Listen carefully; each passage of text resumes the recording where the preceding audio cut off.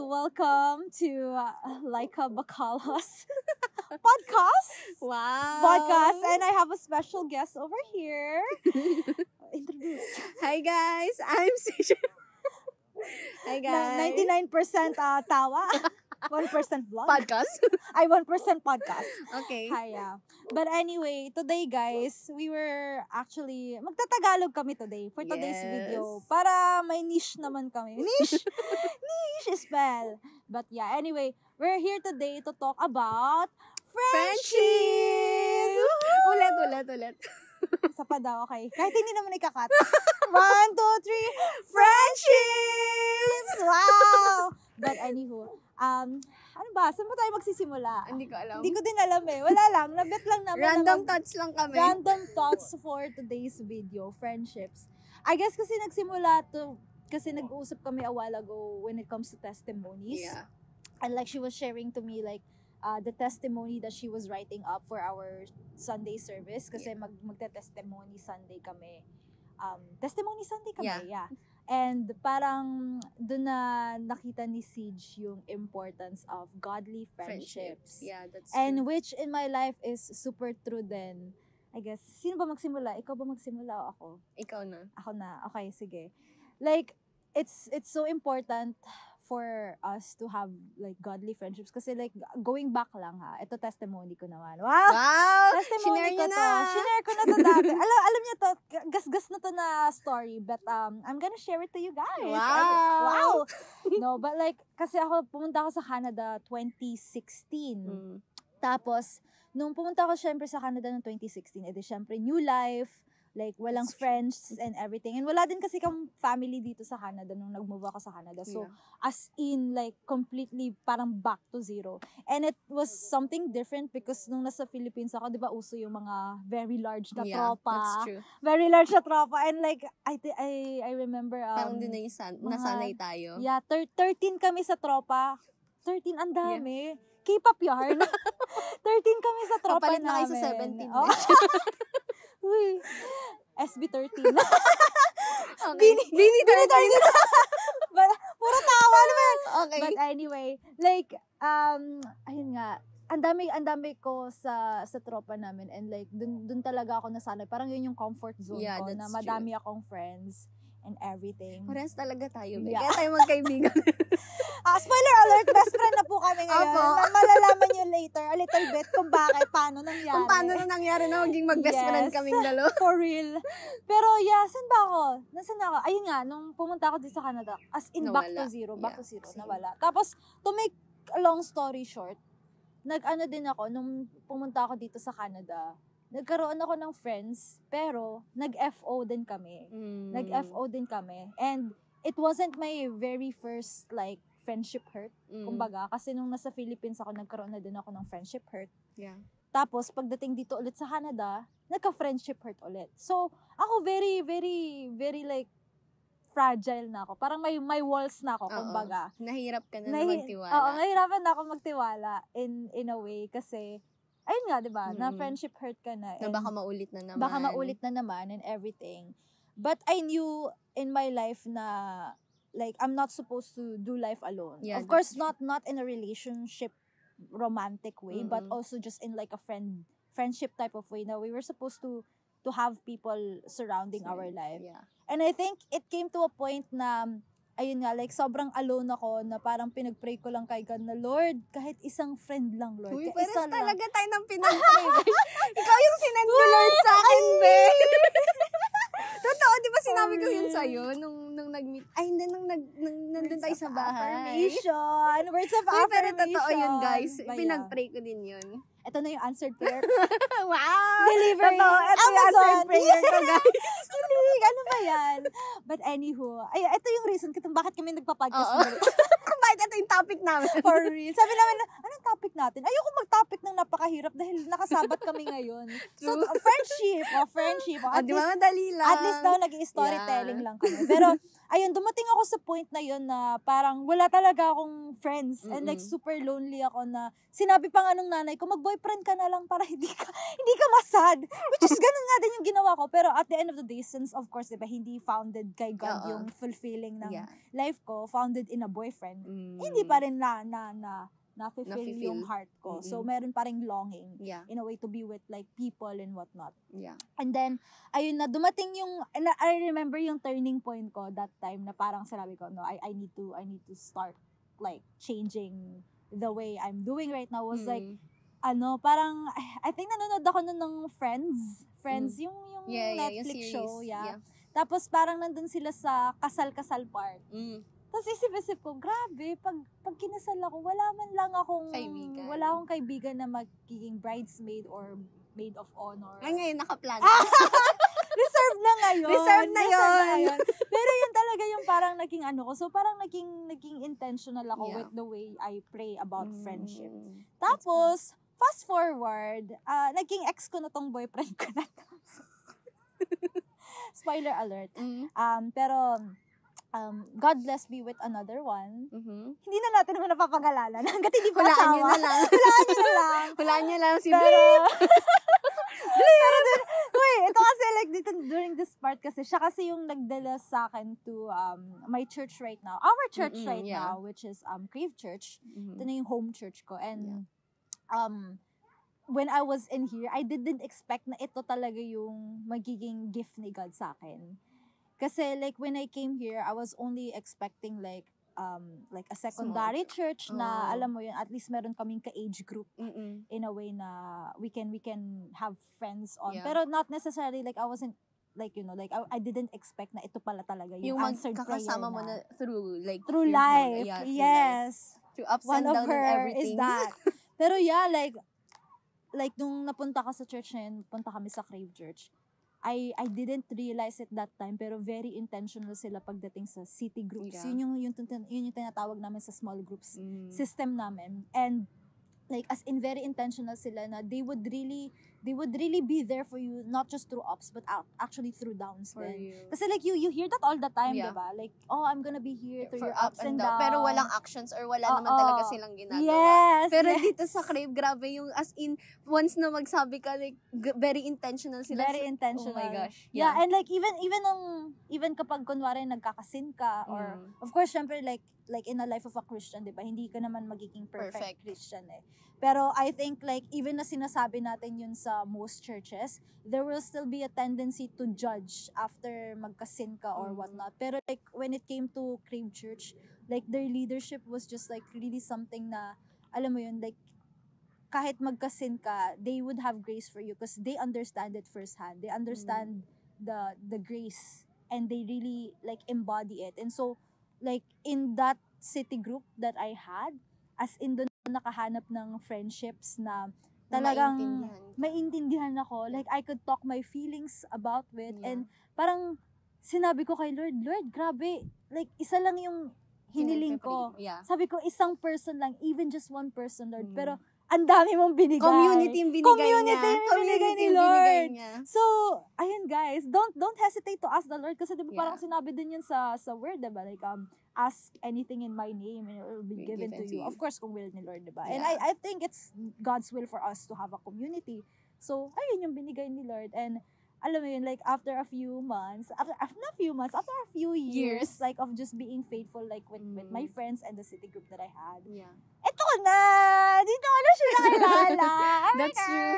Naalala ko yung conversation natin nung nasa bahay tayo. Hindi ko siya makalimutan kasi parang dun ka, like, nag-open up sa akin. Sinabi mo na, alam mo, CJ, hirap ako magtiwala sa ibang tao. Hoy, naalala ko to. Hirap ako magtiwala sa ibang tao. Pero nung dumating ka, sabi mo, parang kang answered prayer sa akin ni Lord kasi like sobrang open mo sa akin noon. Yung kung ano lang yung nararamdaman mo. Sabi ko, bago lang ako nun sa Crave, di ba? Parang ilang months pa lang ako, 1 month or 2 months. Sabi mo, alam mo, parang feeling ko answered prayer ka sa akin ni Lord kasi lahat ng gusto kong masabi, nasasabi ko sa'yo. Tapos parang yung walang walls or what na na hindi mo naramdam, I mean, na never mong naramdaman sa ibang tao. Ganun. Yun yung sabi mo. Kaya parang ako, like, wow, grabe, hindi ko in-expect na makakahan. Pero, isa din sa answered prayer ko, ikaw din talaga, besh. Kasi, for real, besh. Kinikilig ako bago tayo mag-meet, nung inaano ka na, pinapakilala ka na nila ate sa akin. Like, alam mo ba meron uma-attend sa church namin which is yung church ni ate, yung church ng nanay tatay yung church ng parents niya is church ng sister ko. Sinabi din ng sister ko na, nung bago ako dito, sabi ko na, ate, gusto ko ng kaibigan kasi nga walang youth church nun sa di ba walang youth sa church na ina-attendan ng parents niya and ng ate ko. Tapos sinabi ko na na gusto ko ng kaibigan, ganyan. Tapos sabi ni ate, actually may uma-attend dati dito na na youth, ganyan. Dalawa sila, si Blip tsaka si Laika. Si Blip tsaka si Laika. So, yung sinasabi ni ate. Tapos sabi niya, gusto mo ipakilala kita kay Laika. Tapos sabi ni ate, tignan mo ito yung profile niya. So, pinakita niya sa akin yung Instagram mo. RBF pa naman yun. Tapos nung nakita ko yung Instagram ni Laika, natakot ako. Sabi ko, hala, parang nakakatakot siya, ayoko. Parang ganun yung reaction ko. This is why you need friends. Para ipakita yung blind spots mo. Kasi hindi ko as in inakala na. Right after ko sabihin kay Laika na, oy, alam mo ba ganito yung feeling ko nung tinignan ko Instagram mo. Right after that, nagpo-post na siya ng nakasmile. Which is hindi niya ginagawa dati. Pero nung sinabi ni ate sa akin na na ito yung youth na uma-attend sa church namin, and then pinakita niya nga yung profile. Sabi ko, ate, parang nakakatakot siya, ganyan. Tapos, kasi nga, as in, siya, serious face lang yung mukha niya sa lahat ng pictures. Wala akong kaibigan na gano'n. Laging happy yung mga friends ko dati sa Philippines.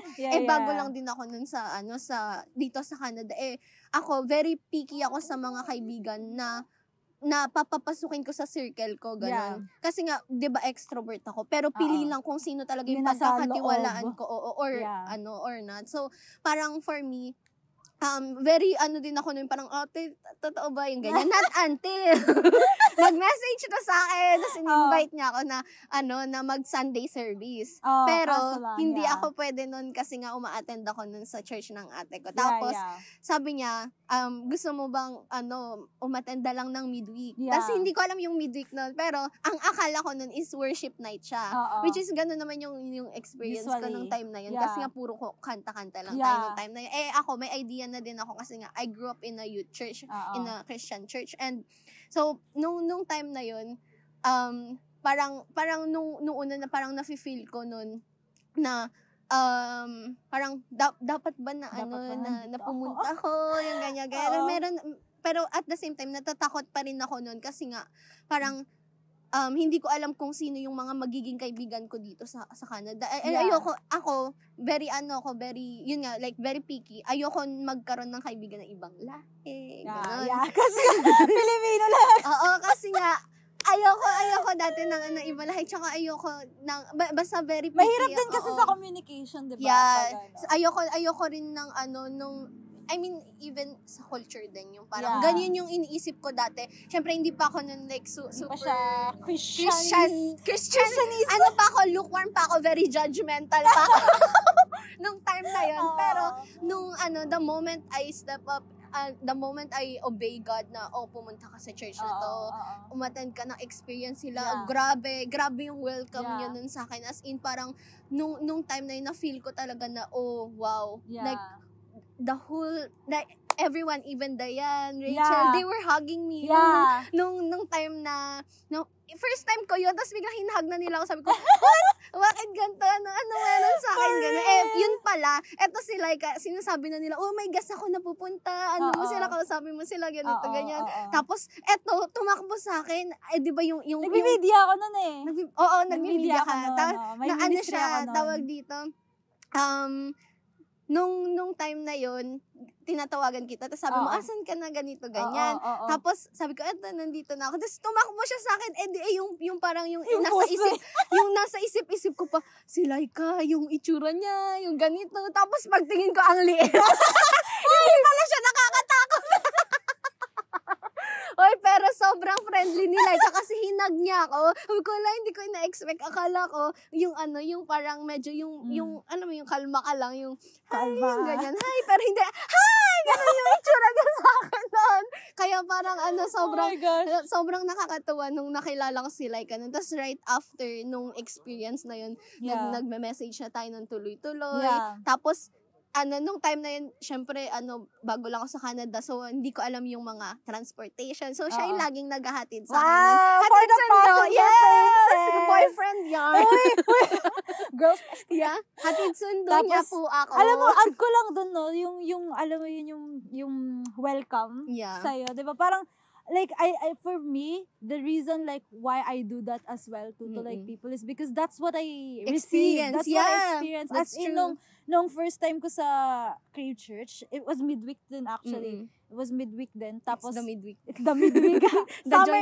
Summer nights siya.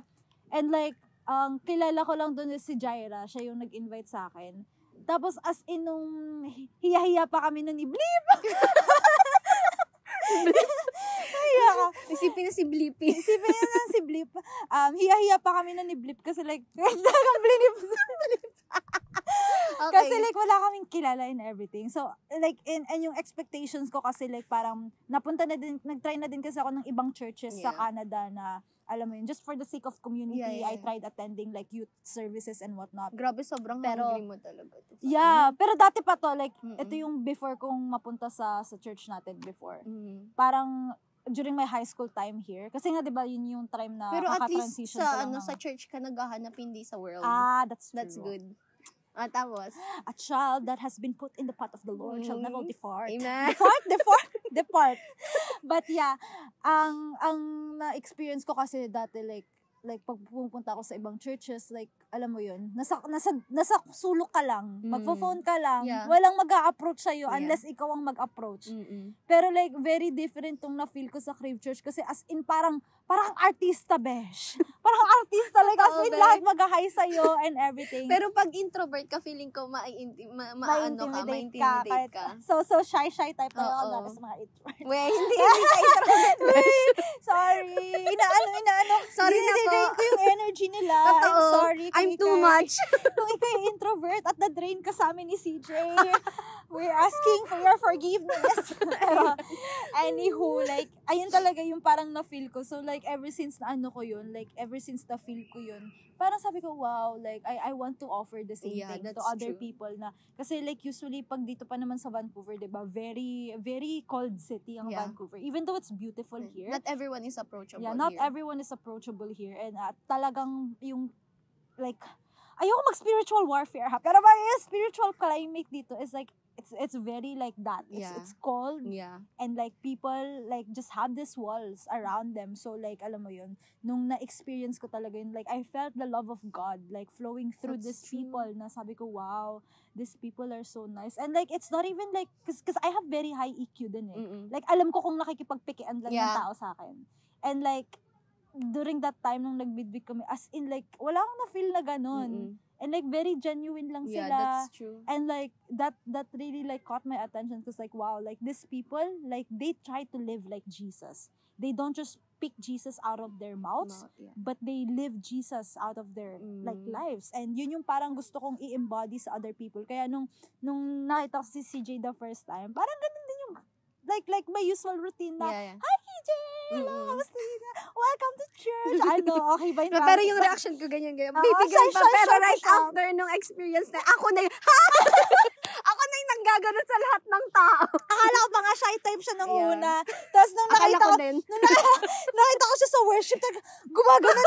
Sabi ko, uy, lupit na. First day pa lang nito. Tsaka akala ko nga kasi like hindi like kaya yung first reason ko kung bakit hindi kita in-invite din sa midweek, but in-invite kita sa Sunday is kasi usually I know like when it comes to midweek kasi medyo raw siya sometimes eh. Like actually raw talaga yung time. Actually raw yun eh no. Pero ano na ako, I'm used to it na. Siguro. Yeah, may background ka na din kasi so it wasn't as bad. Pero yun yung reason ko kung bakit di ko siya in-invite sa midweek. Pero hindi ko alam na midweek pala yung makaka-bless sa life. That's true. So do not stop what the Lord intends to do. Amen. So ayun, continue muna. Asan na ako? Ay, saan ka na ba? Nawala na tayo. Sikot-sikot. Naka 20 minutes na tayo. Tayo almost closing soon. Okay. Ano na? I guess yung sa akin. Yung sa atin na, city groups and everything. Wait lang, nag-end ako dun sa, nag-uusap tayo, yung sabi mo nga, may wall yun. ka. Yeah, nakakatawa. But yeah, parang feeling ko yung the reason din kung bakit talaga nag-click tayo ng sobra is because we're pouring each other. Yeah. Yung natin, yung drive natin tuwing gabi pag hinahatid mo ko. My gosh, parang doon ako like lalong doon ko lalong na-feel na sobrang hungry ako kay God. Gusto kong malaman kung ano yung meron kang, kung ano yung mga pinupur in mo sa akin every night. Gusto ko siyang, kinabukasan, gusto ko siyang aralin.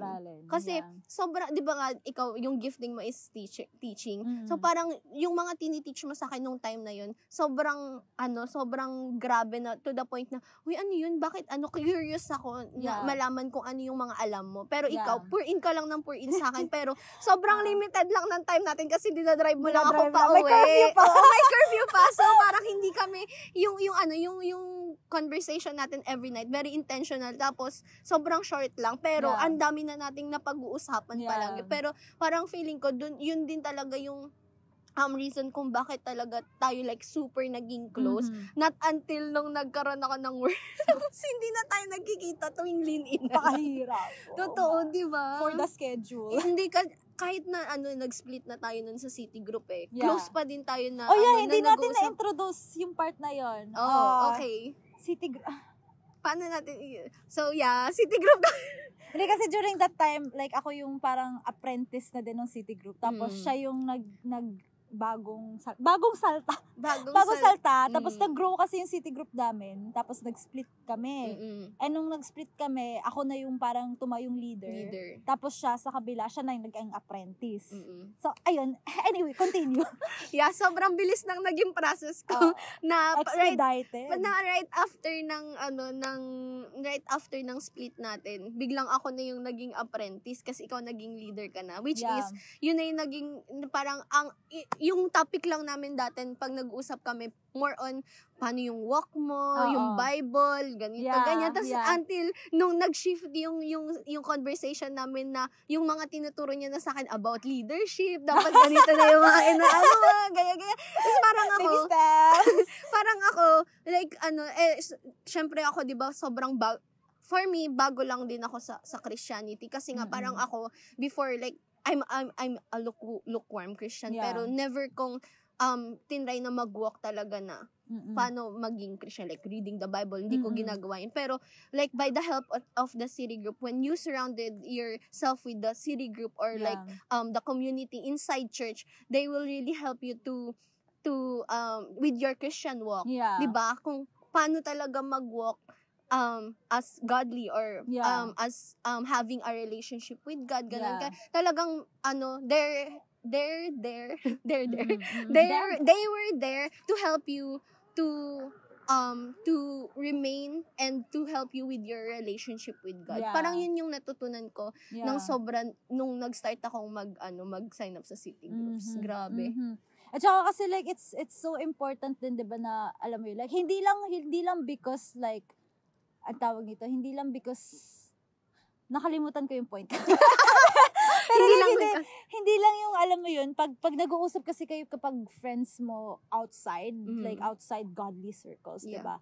Like, you guys can talk about a lot of things. You know, career, business, relationships, school, work, whatever. Pero, ang kagandahan kasi nung friendships na godly.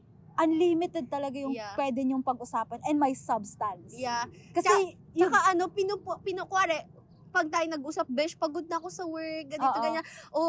Alam mo, ito yung tinuturo ni Lord sa'yo. As in, ganun kami palagi pag nag-uusap kami. Lagi niya, kapag nag-uusap kami, lagi niyang pinopoint out si God sa akin. Tapos kapag siya, nadi-discourage siya when it comes to specific things. Sabi ko na, oh, gosh, ito yung tinuturo sa inyo. Ito yun, gano'n. Tapos nakaka-bless din. Oo, diba? Kasi natututo tayo at the same time eh. And like, hindi siya yung parang lang, like yung conversations nyo, like if you want like substance in your conversations, like the reason why having godly circles is so good kasi like 'di ba si God unlimited si God hindi siya limited. So talagang kung kunwari ganun ka deep yung iyong friendship with one another and hanggang dun lang talaga yung deep na kaya niyong gawin. When it comes to God, talagang you can go deeper. Talagang deep na deep na. Pero totoo yun. Kasi yung friendship lang natin dati ganun eh. Simula nung nag-open up ka na sa akin na you have walls, you cannot trust anyone, biglang naging na. Tapos nung nag-start ako na mag-lead, nung nag-split kami, parang naging ganun. Parang sobrang naging deep na talaga, di ba? Parang, ewan ko, parang never pa tayo nag-away simula nung nagkakilala tayo, no? That's good. Pero kung mag-away man kami, division stop. Papanoorin na. Division. Papanoorin na yung reminder. CJ, like kapag kayo nag-away. Nako, stop division in Jesus' name. Ipapost ko to sa Instagram, like ka. Ay na, hoy, but honestly though, like ganun talaga. Like, napag-usapan din namin to like earlier. Like, sinabi ko kasi kay CJ na, Siege, like, alam mo yun, I love our friendship too much.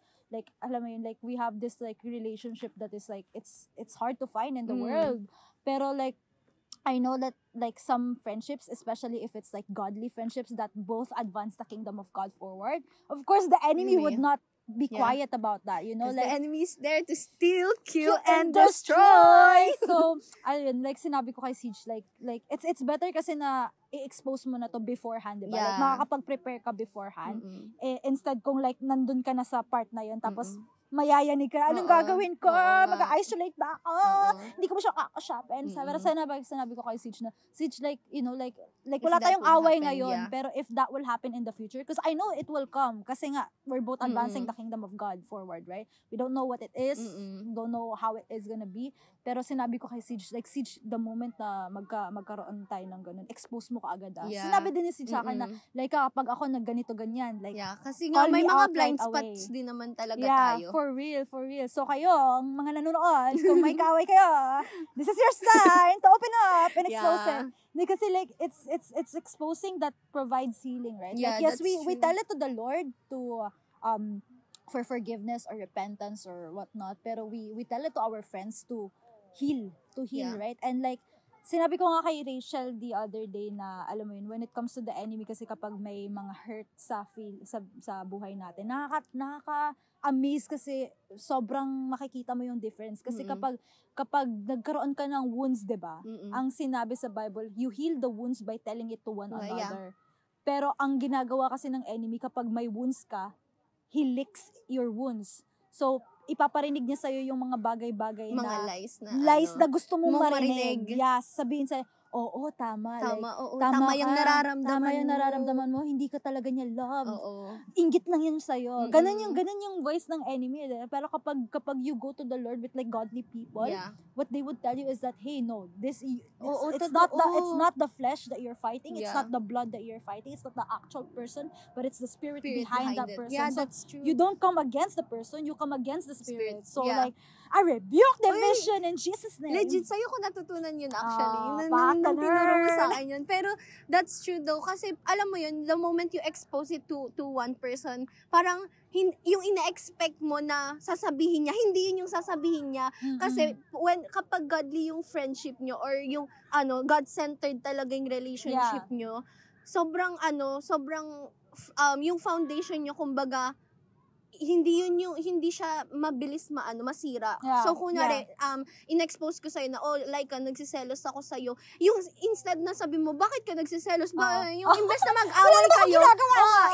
mag-away kayo, yung that person will still encourage you na hindi yan yung dapat mong maramdaman. Ibabalik ka niya palagi kay God. Yun yung reason kung bakit kailangan mo ng godly friendship and kung bakit kailangan mo i-expose sa tao na yun. Kasi yung mga thoughts na sinasabi sa ng enemy, hindi yun talaga yung kung talagang Christian siya, hindi yun yung sasabihin niya sa di ba? Yeah, at saka like yung alam mo yun, hindi instead of gossip, you kill it at its root. you don't tell it to like other people to like shame the other person, but you tell it first to God, of course, and then to the person after. Kasi like, you know, diba kapag you're a man or a woman of God already, you have honor. You have honor for the daughters and son of God.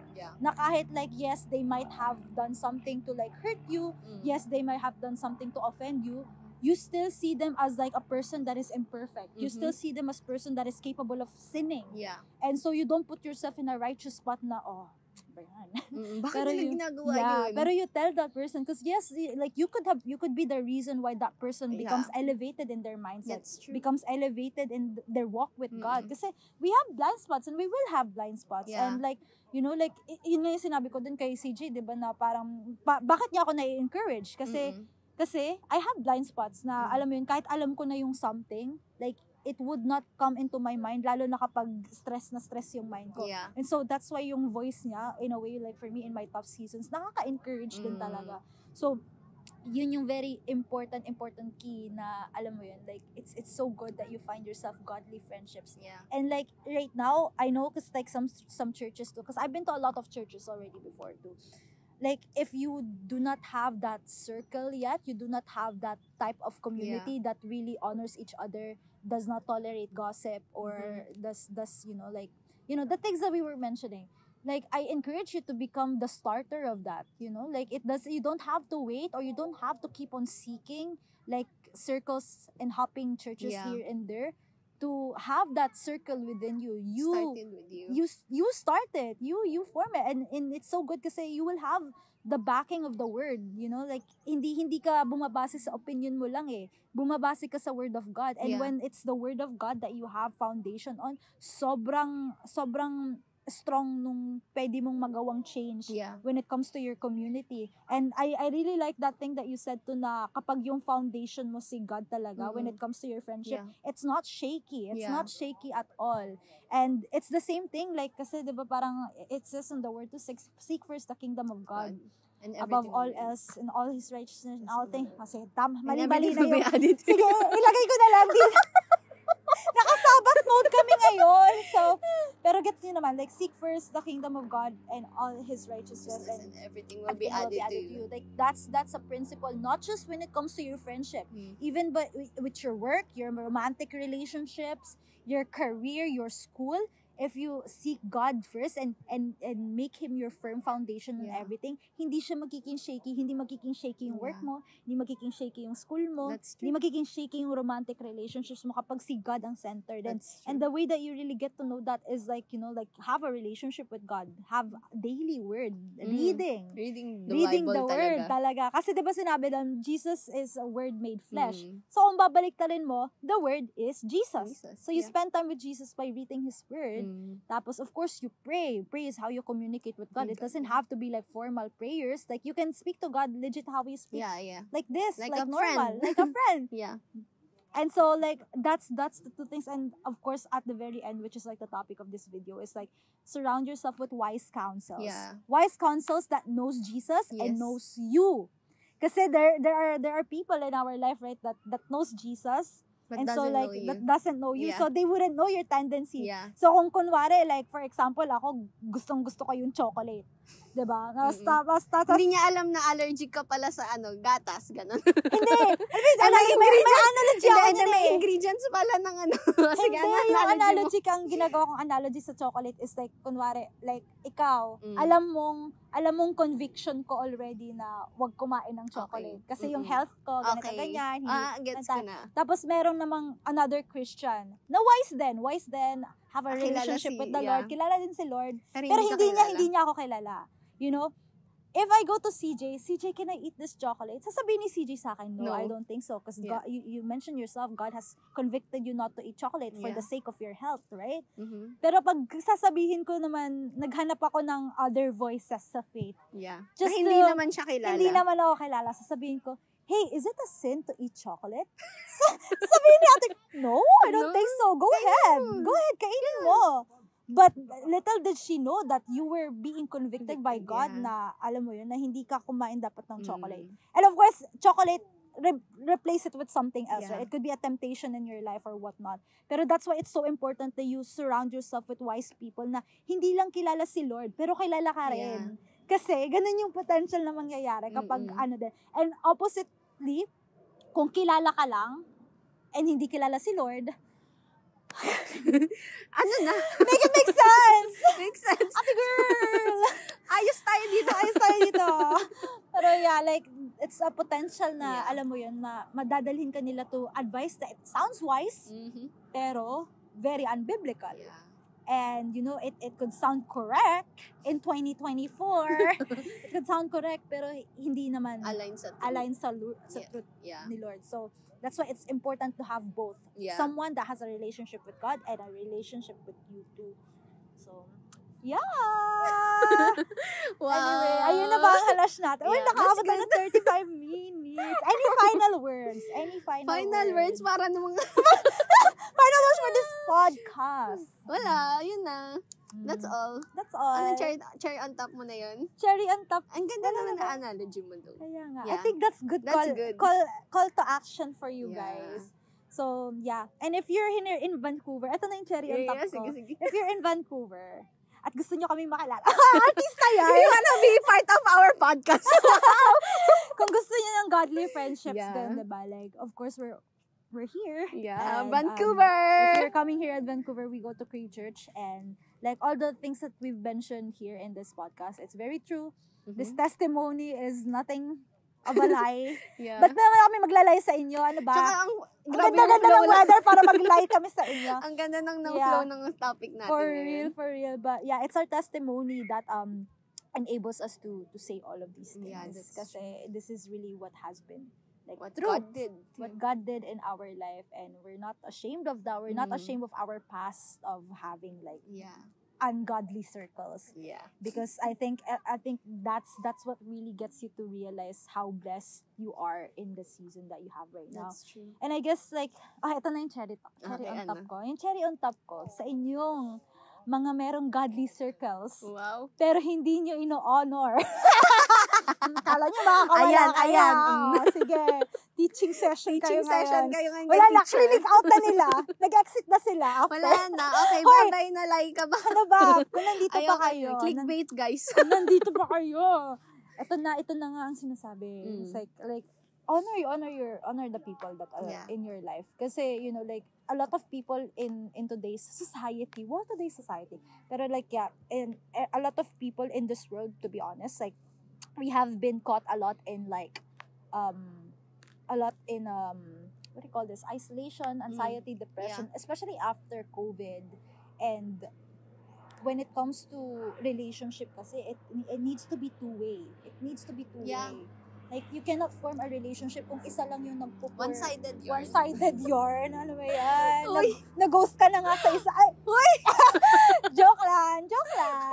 Pero like, yeah, it's a two-sided relationship, two-way relationship. And kung meron sa inyong nagpapakita nung ganong type of friendship, you know, like they invest in you, they care for you, and all they want is for you to get closer to God, you know, and elevate your life. Do not, wag mong put too much wall. Don't put too much wall, and do not be so passive about it. I want you to realize that that's a blessing. If someone is like that to you, that is a blessing, because they don't need to do that. They don't need to do that, right? Like they can live a life of their own with their own friends, and they will still be good. Pero kung itong person na to, like, you know that they are trying their best to invest in their relationship with you, honor that by being reciprocative. Tama ba yun? Reciprocative with basta alam na yun, kasi na yun. Basta ibalik niyo din yung effort nila, diba? Kasi like, of course, they're human. They're not God. God is someone who chases us. Loves us. Okay, loves us. Like, unconditionally, na kahit ilang beses na tayong lumayo, God will always be there. Yeah. And that's the unlimited love of God, no? Pero pagdating kasi sa human tendencies, diba, it's like, yes, someone could be Christ-like, but it doesn't mean that they're Christ. Yeah. And there will come a time where, of course, syempre, mapapagod din sila. Mapapagod din sila keep on chasing you kung hindi mo naman gustong i-reciprocate yung love na binibigay nila, diba? So, ano yun? Ay, wrap up na daw sila. Sige, wrap up na din kami sa aming video, Kuya TJ. But yeah, yun yung call to action, guys. Yeah. And just make sure na you reciprocate the love as well. Kung meron kang type of friend na ganun sa buhay mo, see that as a blessing in your life. Yeah. But yeah, this is it for our podcast. And like and subscribe. And if you're in Vancouver, let us know. Let's go. Our Instagrams are there down below. But yeah, hope this blesses you. Bye!